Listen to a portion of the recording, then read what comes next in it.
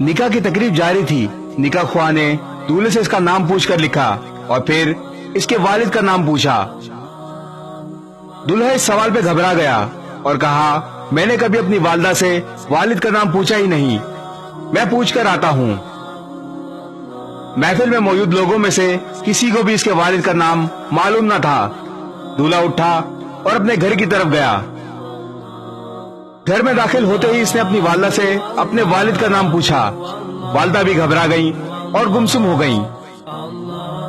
दूल्हा ने कई बार अपनी वालिदा से पूछा और आखिरकार तैश में आ गया और ना जाने क्या क्या और फोर बकता रहा।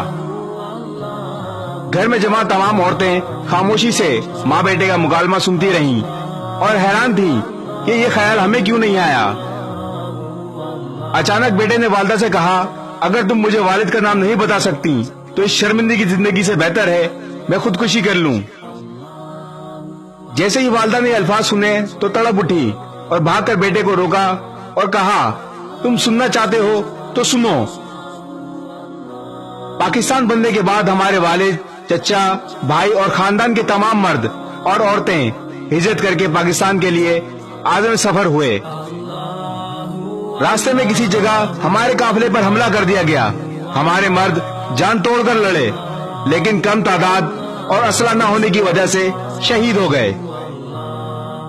मेरे वालिद ने रात के अंधेरे का फायदा उठाकर हम औरतों को निकालना चाहा, लेकिन मेरे अलावा किसी को भी बचाने में कामयाब ना हो सके। वहां से भागने के बाद मैं इंतहाई खौफजदा हालत में दिन छुप कर गुजारती और रात को अल्लाह का नाम लेकर इस रास्ते पर चल पड़ती। एक रात दौरान सफर मैंने एक बच्चे के रोने की आवाज सुनी। आगे जाकर देखा तो कई लाशों के दरमियान एक शीरख्वार बच्चा पड़ा हुआ था।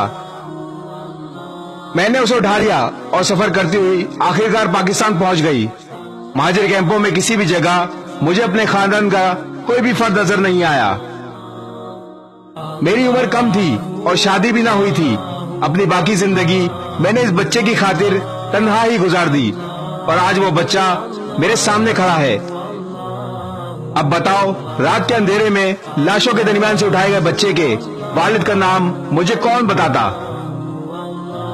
माँ की बात मुकम्मल होने तक हर आंख अक्ष बार थी। वो लड़का आगे बढ़ा और इस औरत के एहसान का बोझ उठाए इसके कदमों में गिर गया।